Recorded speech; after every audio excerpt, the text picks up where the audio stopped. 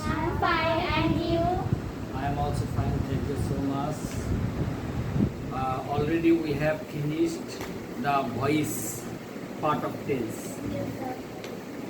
Today we will discuss about the exceptional rules of voice. Okay, my dear students. At first, we will discuss about the rules of double voice. Sorry, double object. G okay the voice of double object, অর্থাৎ যে একটা active ভয়েসে যদি double object থাকে তাহলে আমরা কিভাবে passive voice করব, বুঝা গেছে? ডাবল অবজেক্ট, অবজেক্ট মানে তো আমরা চিনি। অবজেক্ট কাকে বলে নিশা বলো তো? কর্ম। কর্ম। চিনার উপায়টা কি তুমি বলো তো? অবজেক্ট চিনবো কিভাবে আমরা শিখেছিলাম? সাবজেক্টের অবজেক্ট মানে সাবজেক্টের সাথে আমরা অবজেক্ট করতে হবে আমাদের। তাই কি হলো? সেটা তো ভয়েস। অবজেক্টটা কি জিনিস? What is object? কে বা কাকে তুমি বলো তো? Very good. ক্রিয়াকে কি বা কাকে দিয়ে প্রশ্ন করে যে উত্তর পাওয়া যায় সেটা অবজেক্ট। যেমন আই ইট রাইস, এখানে ক্রিয়া কোনটা? ইট। ইট ক্রিয়া। ভার্ব, এই ভার্বকে প্রশ্ন করো কি খায়? ভাত খায়। এই ভাতটা অর্থাৎ রাইসটা অবজেক্ট। তো এইভাবে একটা অ্যাক্টিভ ভয়েসে যখন ডাবল অবজেক্ট থাকবে তখন আমরা ভয়েসটা কিভাবে করব, বুঝা গেছে? সেই রুলসটা এখানে আমরা লিখে নিই। Double object, double object. লক্ষ্য করে দেখো, উই অ্যাক্টিভ ভয়েসে কি হবে? উই মেড হিম শব্দ captain. We made him captain.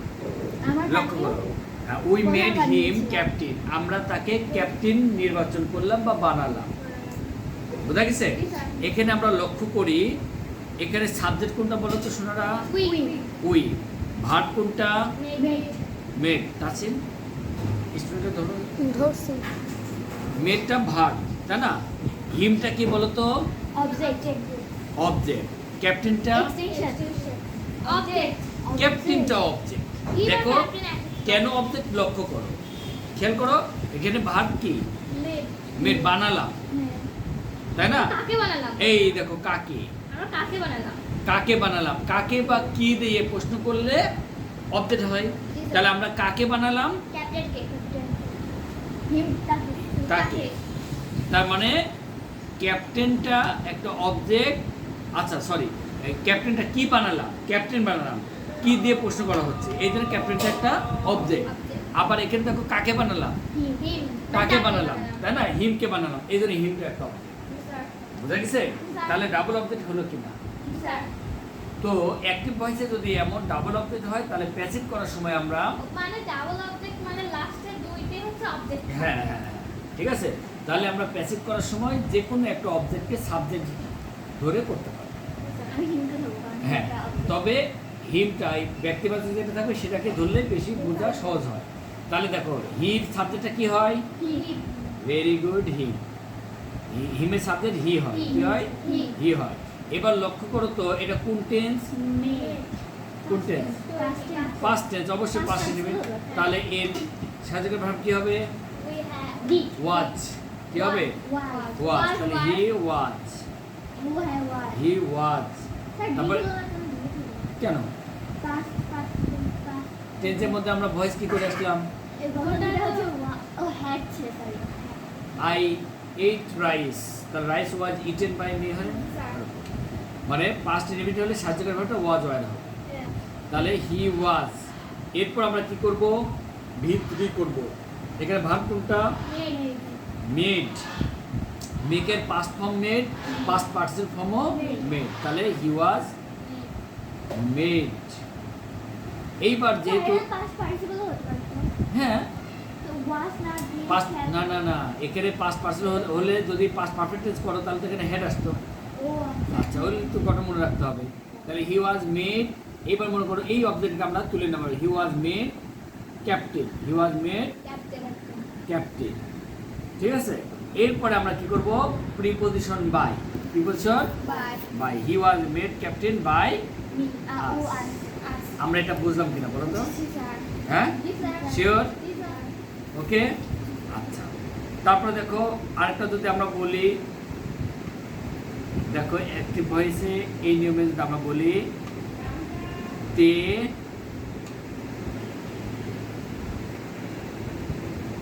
Elected, তো elected মানে কি? নির্বাচিত করলো, দে ইলেক্টেড মি মানে আমাকে আর নির্বাচিত প্রেসিডেন্ট, তারা আমাকে প্রেসিডেন্ট নির্বাচিত করল, রাষ্ট্রপতি। রাষ্ট্রপতি। ওকে, তাহলে এখন লক্ষ্য করি, তাহলে আমরা প্যাসিভ করার সময় প্রথমে কি দিব বলো তো সোনারা? I. হ্যাঁ, মি Yeah, মি অবজেক্ট আছে, এর সাথে ভাব আই দেব, আই। এরপরে লক্ষ্য করো এটা কোন tense?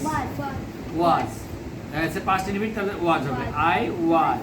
Elected. V3 elected, I was Elected. Elected President. হ্যাঁ, এই তো। By. Them. President By them. By. Them. আমরা কি এটা বুঝতে পেরেছি? স্যার। অবশ্যই করতে দিব, তার আগে আরেকটা রুলস আমরা করে নিই। আচ্ছা, এরপরে লক্ষ্য করো এটা একটা রুলস গেল, এটা বল গঠন লিখে ভালো করে না? গঠন। হ্যাঁ। ঠিক আছে, মানে এবারে এখন বুঝতে একটু সমস্যা হয়। আচ্ছা ঠিক আছে, গঠন লিখে এটা ভালো। স্ট্রাকচারটা দেখো। আমরা কিন্তু এই যে এখানে যে প্রথম অবজেক্ট আছে হিম, এটাকে সাবজেক্ট না বানায় ক্যাপ্টেনকেও সাবজেক্ট বানাতে পারি, কি হবে? তাহলে হতো captain was made him by us. একটু কঠিন। এই জন্য আমরা এভাবে করবো, ঠিক আছে? অবজেক্ট এখানে আমরা এভাবে লিখে দেবো ব্যক্তিবাচক অবজেক্টকে, এটা তো ব্যক্তিবাচক তাই না? অবজেক্ট এর সাবজেক্ট প্লাস টেন্স অনুযায়ী সাহায্যকারী ভার্ব, টেন্স অনুযায়ী কার্যকরী ভার্ব। সাহায্যকারী ভার্ব। ওকে, স্যার। আচ্ছা, প্লাস V3 সাহায্যকারী ভার্ব, সেটা টেন্স অনুযায়ী হবে, এম ইজার হতে পারে, ওয়াজ আর হতে পারে, হ্যাভ হ্যাজ হতে পারে, সে টেন্স ওয়াজ অনুযায়ী, মানে তো হচ্ছে প্রেজেন্ট হ্যাঁ। ইনডিফিনিট হয়। Past indefinite. আচ্ছা, ও আমি জানি। সাহায্যকারী ভার্ব প্লাস V3 হবে, প্যাসিভে অলওয়েজ টাইম থ্রি হয়। V3 প্লাস প্রিপজিশন, প্রিপজিশনে বাই। Preposition by. অন্য প্রিপজিশন হতে পারে, তবে অধিকাংশ ক্ষেত্রে আমাদের বাই ব্যবহার হয়, সেটা কিন্তু স্যার, ভার্ব অনুযায়ী হবে। ডাবল অবজেক্টে কি প্রিপজিশন বাই হবে নাকি অন্যটা হবে? না, সেটা ডাবল অবজেক্ট এখানে এখানে নির্ভর করবে ভার্বের উপর, কোন ভার্ব। ওয়েট, এর যদি নো ভার্ব থাকতো তাহলে টু হতো, ওই যে ভার্ব নাম করে দিচ্ছি, বলো। হ্যাঁ, আমি ওইটাই বলছি, বাই প্লাস এবার কি করব আমরা, সাবজেক্টের অবজেক্ট করব, সাবজেক্টের। আমরা কি এটা বুঝতে পেরেছি? আচ্ছা, এরপরে আমরা আরেকটা ভয়েস করব, সেটাকে বলা হয় কোয়াসি প্যাসিভ ভয়েস। কি বলা হয় বলো তো? Quasi passive voice. এটার নামকরণ কেন হলো সেটা আমি বোঝাচ্ছি, আগে লিখে নিই। কোয়াসি প্যাসিভ ওয়াজি বানিয়েছি স্যার। বলছি, দাঁড়াও, কোয়াসি প্যাসিভ ভয়েস।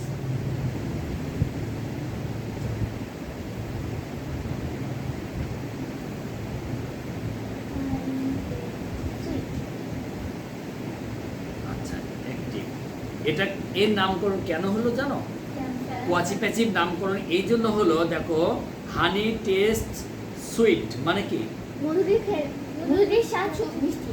হ্যাঁ, মধু খেতে মিষ্টি, তুমি বলছিলে কিন্তু মধুর স্বাদ হয়। দেখো হানি টেস্ট সুইট, মধুর স্বাদ মিষ্টি বা মধু খেতে মিষ্টি। মিষ্টি। এখন শোনারা লক্ষ্য করো তো, এটা অ্যাক্টিভ গঠনে আছে না প্যাসিভ গঠনে? খেয়াল করো তো। প্যাসিভ। কেন? অ্যাক্টিভ। অবশ্যই অ্যাক্টিভ, কারণ ভার্বের সাথে দেখো এস বাই এস আছে। জি স্যার। প্যাসিভ হওয়ার শর্ত আমরা শিখেছিলাম মিষ্টি। 3টা, লক্ষ্য করি। প্যাসিভ হওয়ার শর্ত কয়টা? তিনটা। আবার বলো কয়টা? তিনটা। একটা হচ্ছে, থ্রি হবে। একটা শর্ত হচ্ছে অবশ্যই একটা সাহায্যকারী ভার্ব হবে টেন্স অনুযায়ী। এর মধ্যে কি সাহায্যকারী ভার্ব আছে? নাম্বার 2 V3 হবে,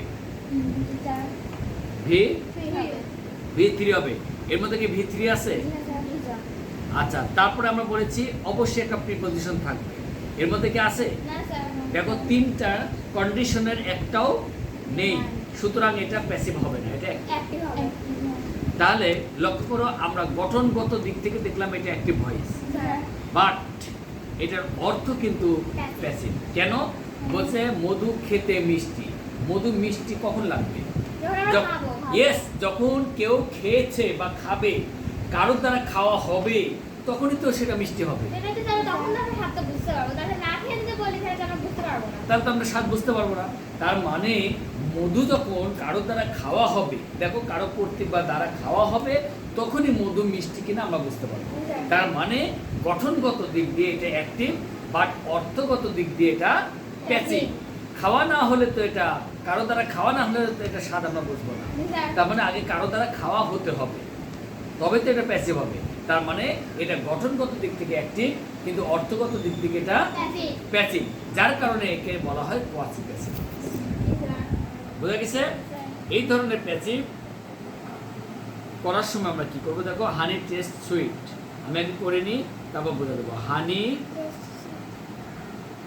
হানি is sweet when it is tested, when it is tested। লক্ষ্য করি, খেয়াল করো, এই ধরনের বাক্যে আমরা গঠনটা লিখে নিই। স্ট্রাকচার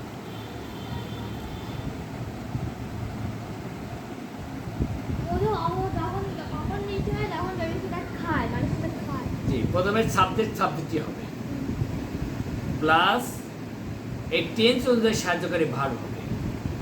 টেন্স অনুযায়ী কারণ টেস্ট ইংলিশে করা নেই। জি, সাহায্যকারী ভার্ব হবে।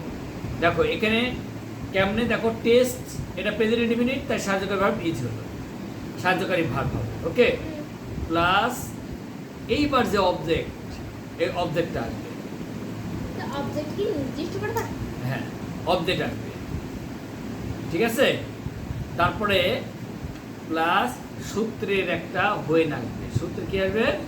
হোয়েন। সবসময় হোয়েন হবে। প্লাস এবার আসবে হচ্ছে ইট, সূত্রের ইট। সূত্র বলতে এই যে হানি রিপিট হবে, হানিরই ইডি হবে প্রোনাউন।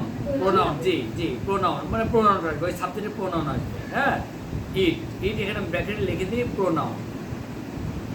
ওকে, প্লাস আবার ভার্ব আসবে, ভার্ব। হ্যাঁ, ভার্ব আসবে,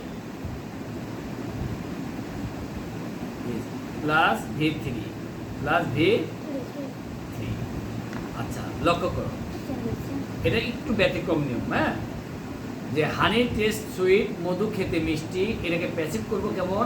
হানি is sweet when it is tasted, মানে মধু মিষ্টি লাগে যখন এটাকে টেস্ট করা হয়। বুঝা গেছে?